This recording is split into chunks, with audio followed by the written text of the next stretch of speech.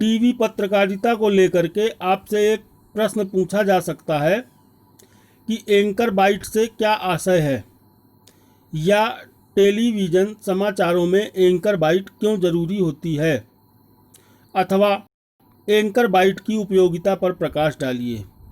तो अब anchor bite को बताने के लिए सबसे पहले हम समझेंगे कि बाइट का मतलब क्या होता है। बाइट कहते हैं कथन को। जब हम कुछ कहते हैं तो उसको कहते हैं इन्होंने बाइट दी। जब एंकर सूचना के साथ साथ किसी प्रत्यक्षदर्शी या संबंधित व्यक्ति का कथन या बातचीत भी दिखाता है तो उसे एंकर बाइट कहते हैं। इससे समाचारों की प्रामाणिकता बढ़ती है। रोज़मर्रा के समाचारों में आप देखते हैं टेलीविज़न में कि जब किसी विभाग में व्यक्ति रिपोर्टिंग करने के लिए पत्रकार जाता है, टेलीविज़न पत्रकार अपने कैमरामैन को साथ लेकर के, तो वहाँ की स्थिति को बताने के साथ साथ वहाँ के किसी जिम्मेदार व्यक्ति से या वह व्यक्ति जिसका उस सूचना से संबंध हो वह उसका कथन भी दिखाता है। सामने कैमरा लगा देता है और पूछता है, हाँ बताइए आप, ये विभाग में धांधली चल रही है, ये भ्रष्टाचार हो रहा है, इसके बारे में आपको क्या कहना है, या फला अपराधी पकड़ा गया है, इसमें पुलिस आगे क्या कार्यवाही कर रही है, इसके बारे में आपको क्या कहना है। इस प्रकार से किसी पुलिस अधिकारी का या संबंधित विभाग के जहाँ की वो सूचना हो, खबर हो, वहाँ के बारे में उससे वो बाइट लेता है और उस बाइट को दिखा करके वो अपने समाचार की प्रामाणिकता को बढ़ाता है। इसको एंकर बाइट कहते हैं। इसके बाद एक प्रश्न और है, लाइव से क्या आशय है।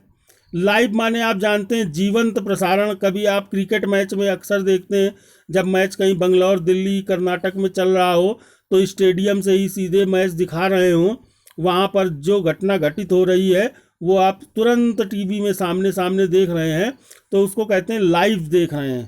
तो जब किसी समाचार या घटना का सीधे घटना स्थल से ही प्रसारण किया जाता है तो उसे लाइव समाचार कहते हैं। ग्राउंड जीरो पे उतर के रिपोर्टिंग होती है तो उसे लाइव टेलीकास्ट कहते हैं।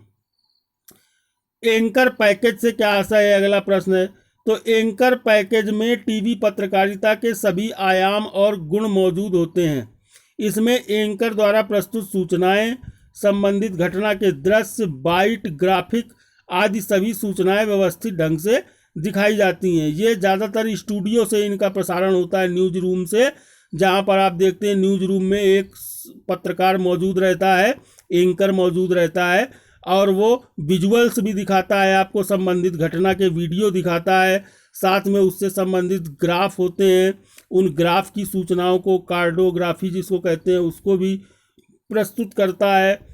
इसके अलावा ग्राउंड जीरो पे रिपोर्टिंग कर रहे उसी घटना से संबंधित अपने संवाददाता से संपर्क करता है और उसको भी लाइव दिखाता है। आजकल डेली जो है आप इस केस में देख रहे होंगे, सुशांत वाले केस में, कि रोज़ ग्राउंड जीरो से भी दिखा रहे हैं, न्यूज़ रूम से भी बोला जा रहा है, और पिछले वीडियोस भी शो किए जा रहे हैं जो उससे व्यक्ति से संबंधित हैं। तो इस प्रकार से ये पूरा जो पैकेज होता है, वीडियो दिखाना, ग्राउंड जीरो से रिपोर्टिंग भी दिखाना जो पत्रकार वहाँ मौजूद है, और साथ में स्टूडियो से भी अपनी बात कहना, ये सब मिला करके एंकर पैकेज के अंतर्गत आता है, जिसमें घटना के दृश्य, बाइट, ग्राफिक आदि सभी सूचनाएं व्यवस्थित ढंग से दिखाई जाती हैं। तो ये टीवी पत्रकारिता थी। अब हम बात करते हैं पत्रकारिता के अंतर्गत इंटरनेट का प्रयोग क्या है। तो इंटरनेट से संबंधित ही एक टर्म जुड़ गया है, एक वाक्यांश जुड़ गया है, इंटरनेट पत्रकारिता। तो प्रश्न पूछा जा सकता है कि इंटरनेट पत्रकारिता से क्या आशय है।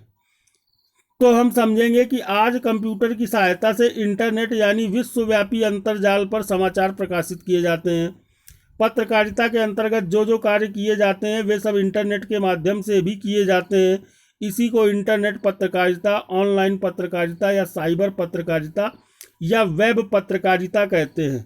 क्योंकि इंटरनेट का आविष्कार हो जाने के बाद इसका प्रयोग जब प्रत्येक चीज़ में होने लगा तो पत्रकारिता भी इससे कैसे अछूती रह जाती, और इससे एक सूचना को, चाहे वो संबंधित वीडियो हो, चाहे वो कथन हो, चाहे वो लिखित कोई सामग्री हो, एक स्थान से दूसरे स्थान तक 1 सेकंड से भी कम समय में तुरंत ट्रांसफ़र किया जा सकता है, स्थानांतरित किया जा सकता है।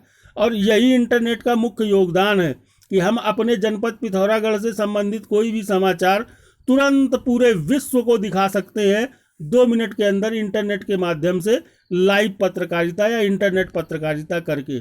तो इंटरनेट ने जितने संसाधन हमको दिए हैं, चाहे वो व्हाट्सअप हो, चाहे वो वीडियो भेजना हो कहीं, चाहे वो संवाद भेजना हो या लिखा हुआ मैटर भेजना हो, वो सारी चीज़ें जिनमें इंटरनेट जो है वो इन्वॉल्व होता है, इंटरनेट का प्रयोग किया जाता है, वो पत्रकारिता के अंतर्गत इंटरनेट के प्रयोग को ही इंटरनेट पत्रकारिता कहते हैं।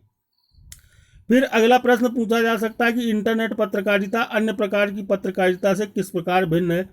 तो उत्तर में हम देखेंगे कि इंटरनेट पत्रकारिता में मुद्रण पत्रकारिता, रेडियो पत्रकारिता और टीवी पत्रकारिता, ये तीनों चीज़ों का संगम कहलाता है इंटरनेट पत्रकारिता। इसमें शब्द, ध्वनि और दृश्य तीनों का प्रयोग होता है।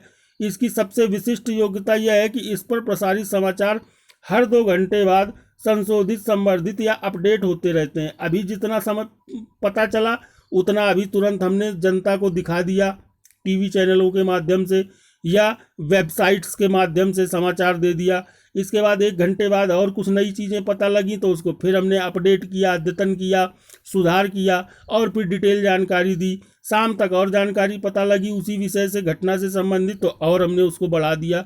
इस प्रकार इसका पल पल विस्तार होता रहता है जानकारी बढ़ने के साथ साथ। अब अगला प्रश्न है, भारत में कौन कौन से समाचार पत्र इंटरनेट पर उपलब्ध हैं।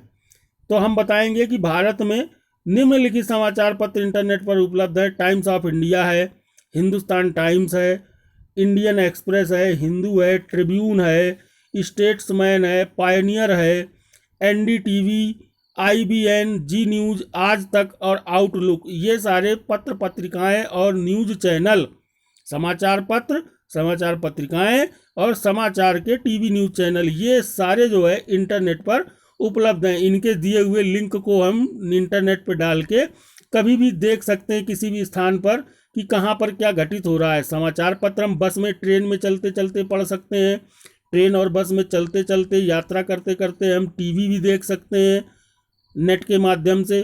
तो ये सारी चीज़ें इंटरनेट के माध्यम से ही संभव हुई हैं। इसलिए पत्रकारिता के क्षेत्र को सबसे ज़्यादा विस्तार और आधुनिकता प्रदान अगर किसी ने की है तो वह इंटरनेट ही है।